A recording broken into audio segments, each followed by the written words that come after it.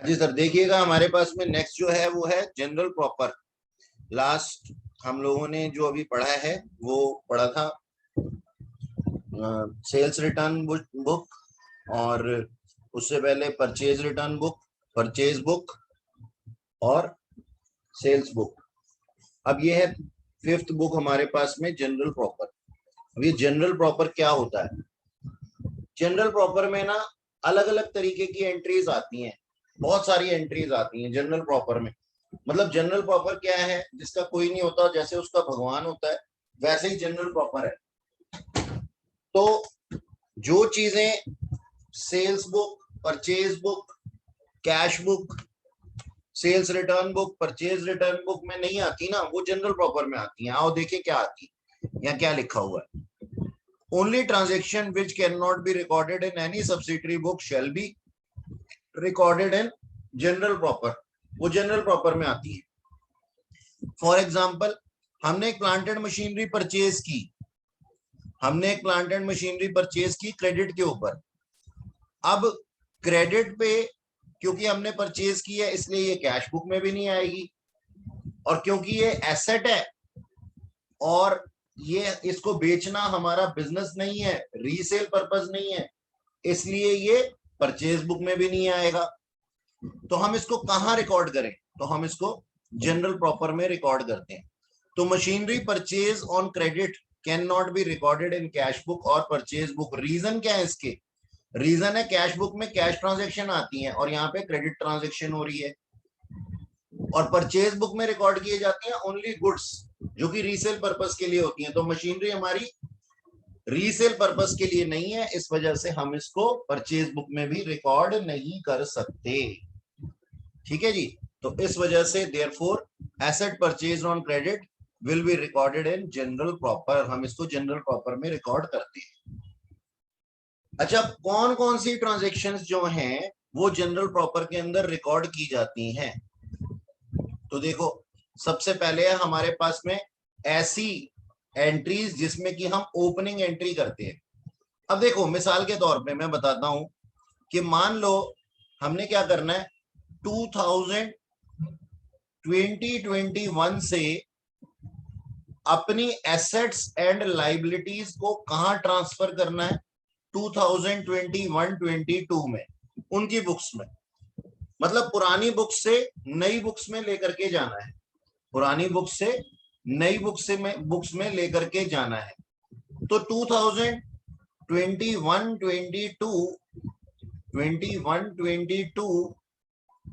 में हमें अपनी एसेट्स और लाइबिलिटीज की वैल्यू को रिकॉर्ड करना होगा। तो इसी को हम कहते हैं क्या? Opening entry. इसको हम क्या कहते हैं? Opening entry.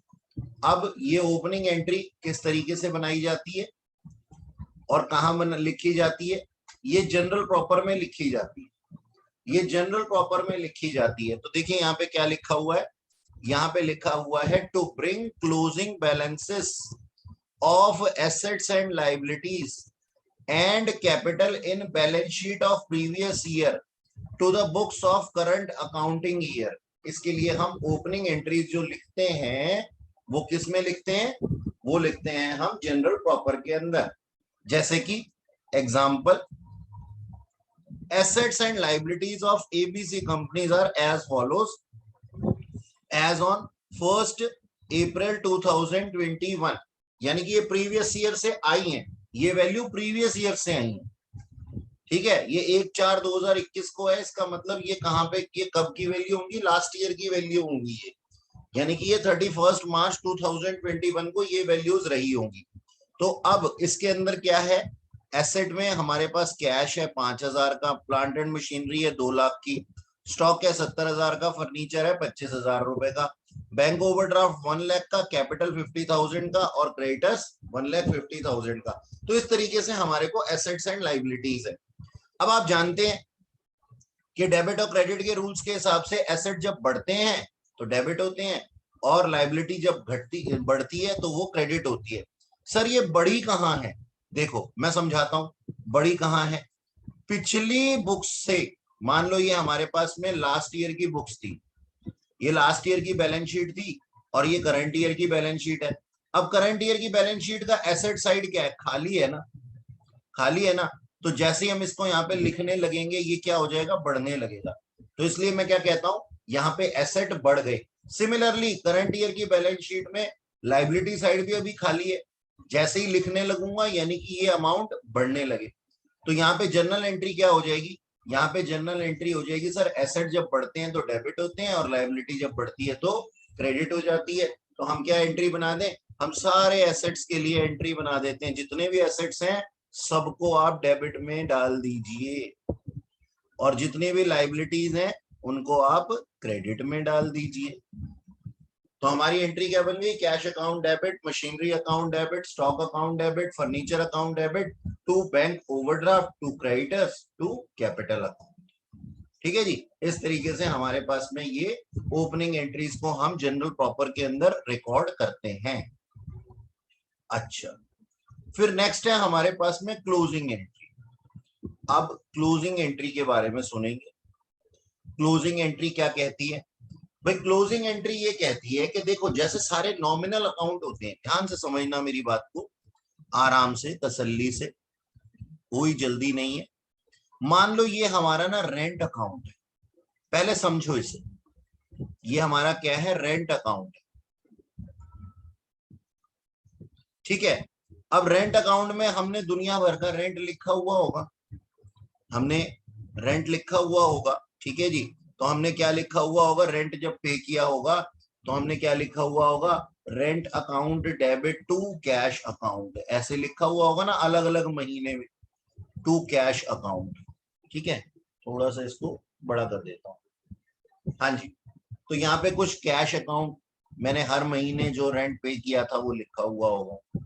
ठीक है, और अब यहाँ पे मैं क्या लिखूंगा, अब इस अकाउंट को ना मैं क्लोज करूंगा, ईयर एंड हो जाएगा, मैं इस अकाउंट को क्लोज करूंगा, है ना। तो मैं यहाँ पे क्या लिख दूंगा, बाय बैलेंस सीडी अगर मैं लिखता हूं ना तो इसका मतलब इसी अकाउंट को मैं आगे चला रहा हूं। लेकिन अब मैं इस अकाउंट को आगे नहीं चलाना चाहता, मेरा ईयर एंड हो चुका है, तो मैं इसको कहां ट्रांसफर कर दूंगा, अपने प्रॉफिट एंड लॉस अकाउंट में। प्रॉफिट एंड लॉस अकाउंट में क्या आती है, प्रॉफिट एंड लॉस अकाउंट के अंदर मेरे सारे के सारे इनकम और सारे के सारे एक्सपेंसेस आते हैं।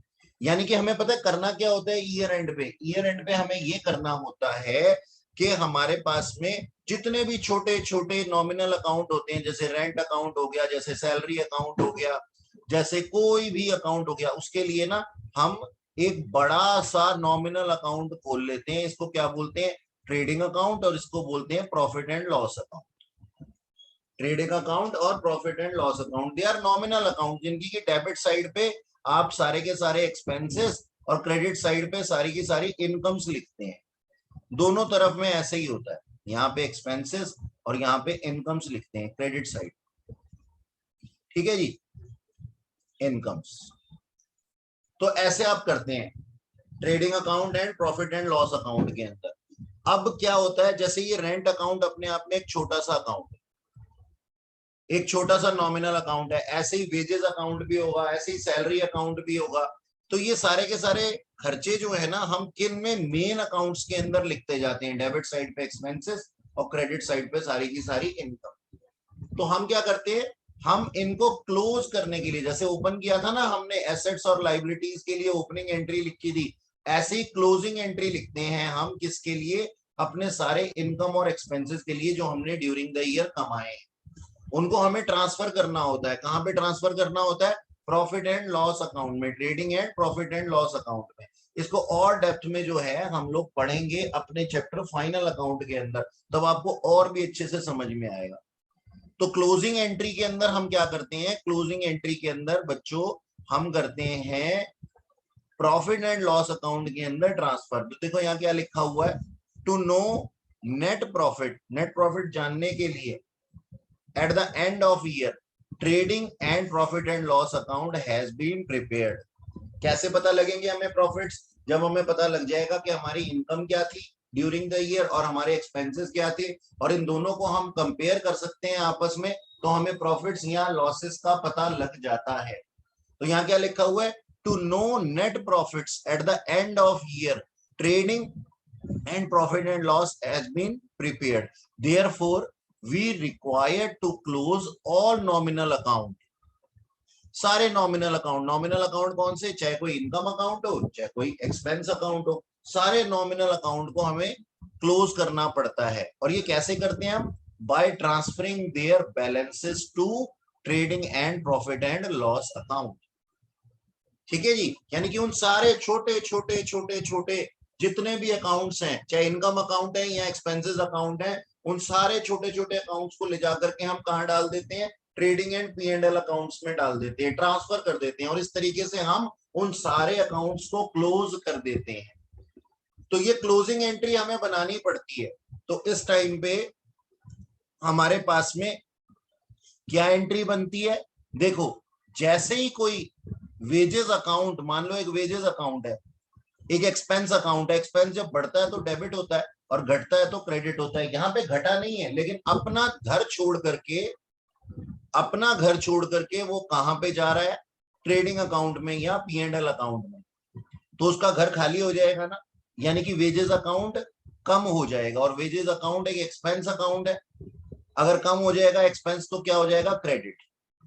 और ट्रेडिंग अकाउंट एक नॉमिनल अकाउंट है, नॉमिनल अकाउंट में डेबिट साइड पे सारी की सारी एक्सपेंसेस को लिखा जाता है। तो हमारी जनरल एंट्री क्या बन जाएगी, trading account debit to wages account. Similarly अगर मेरे पास में कोई इनकम है, तो इनकम यानी कि सेल्स, मान लो सेल्स है मेरी, तो अगर सेल्स अपना अकाउंट छोड़ करके दूसरे के घर यानी कि ट्रेडिंग अकाउंट में जा रही है, तो एंट्री क्या बन जाएगी, अपने अकाउंट के अंदर वो कम हो गई। अच्छा, सेल्स क्या है, हमारी इनकम है, इनकम जब डिक्रीज हो जाती है तो क्या हो जाती है सर, डेबिट हो जाती है, डेबिट और क्रेडिट के रूल्स के हिसाब से। तो हमारी जनरल एंट्री क्या बन जाएगी, sales account debit to trading account. यानी कि जब भी कोई एक्सपेंस ट्रेडिंग अकाउंट में जाएगा तो ट्रेडिंग अकाउंट डेबिट हो जाएगा, और वो रिस्पेक्टिव अकाउंट का जो एक्सपेंस है वो क्रेडिट हो जाएगा।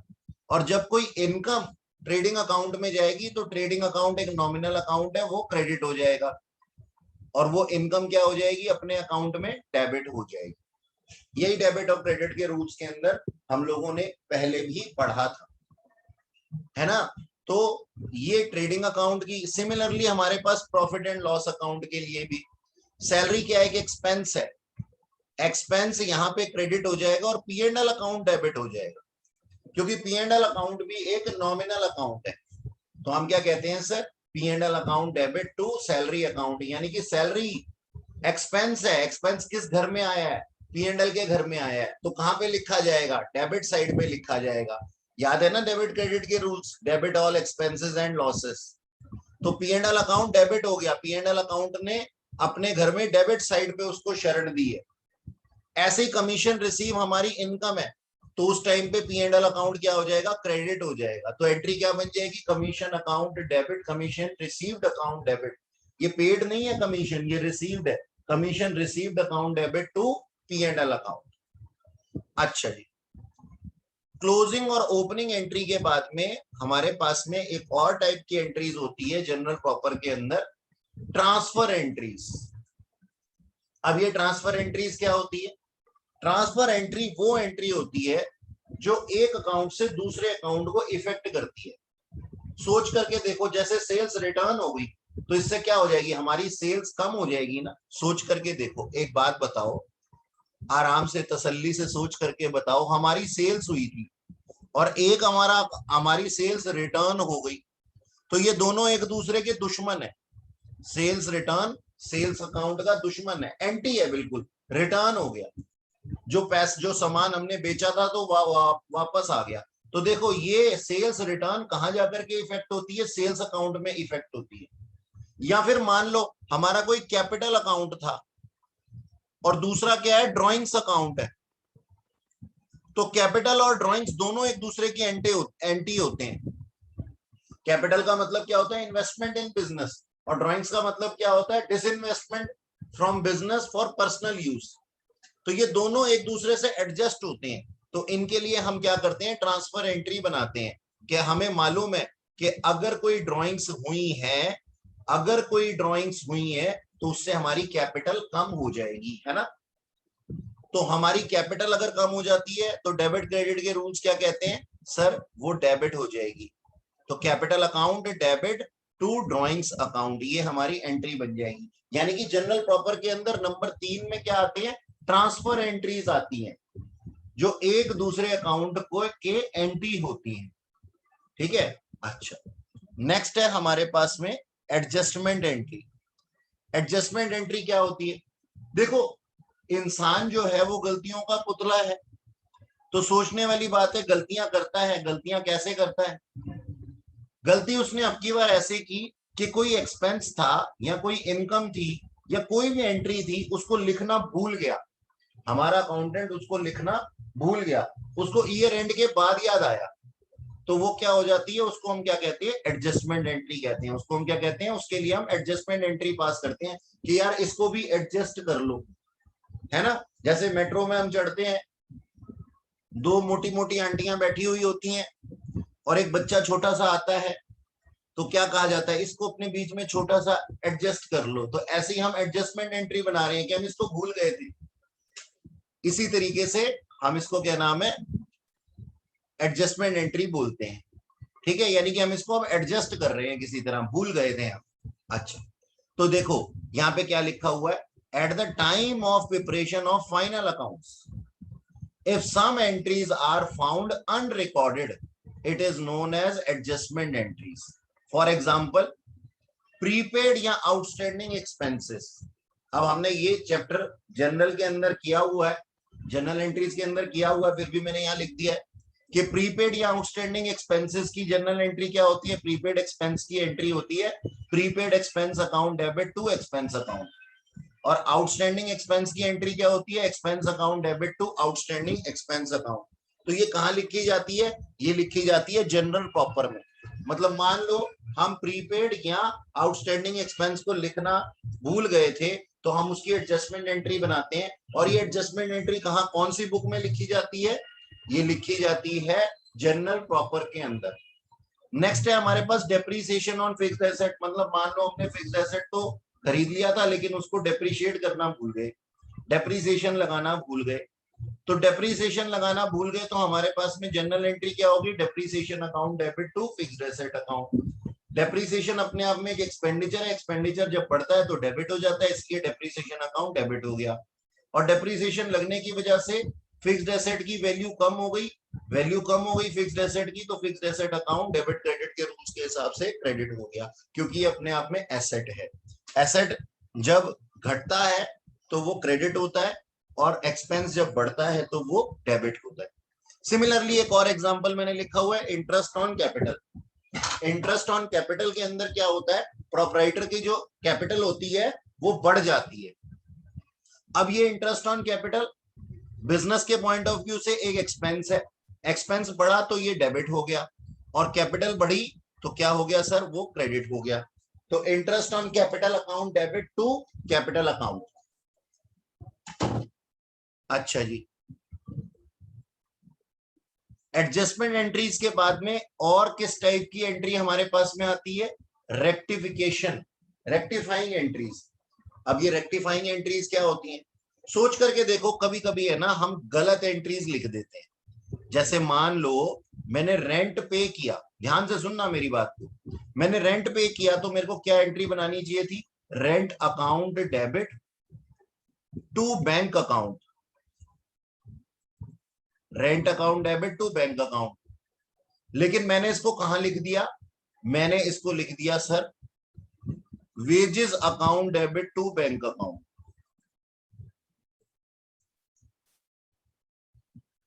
ठीक है जी, अब मुझे क्या करना पड़ेगा, वेजेस से निकालना पड़ेगा।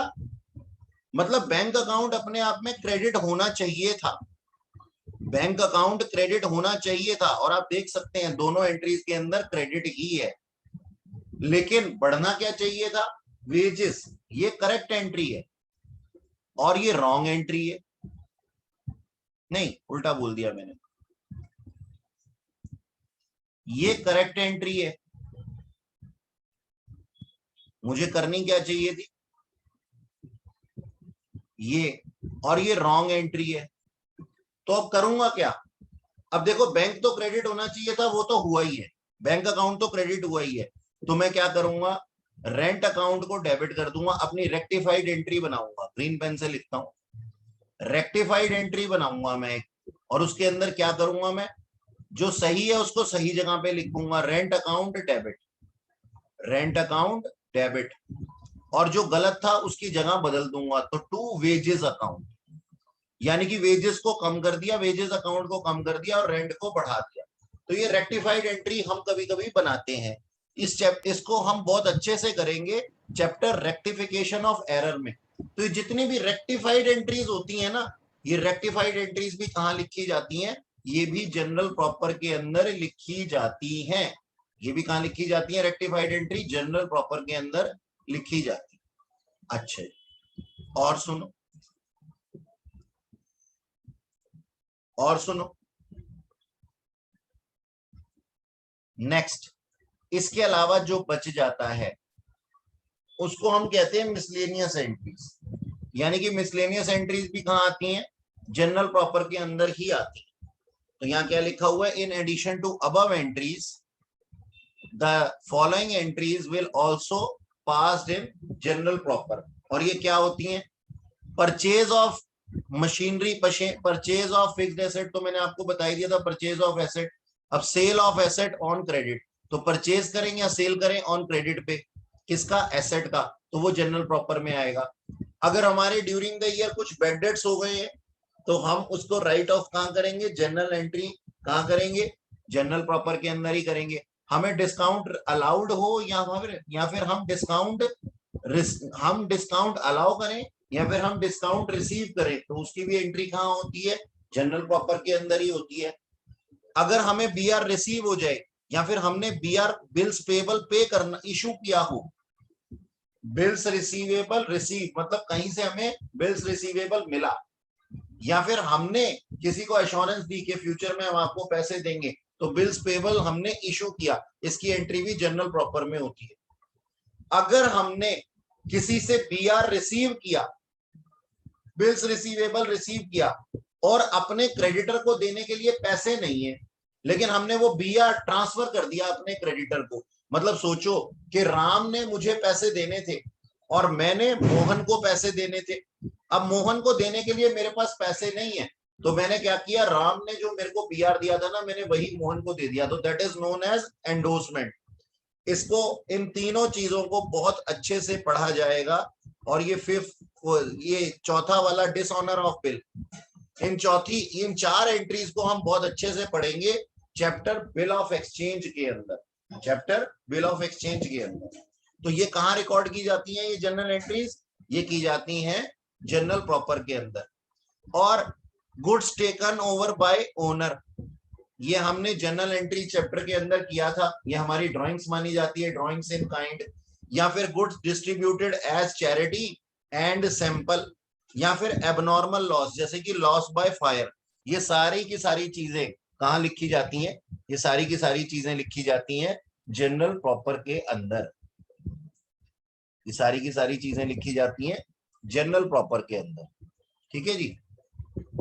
तो यही था हमारे पास में, हमारा ये जो क्या नाम है, जनरल प्रॉपर के अंदर क्या क्या लिखा जाता है।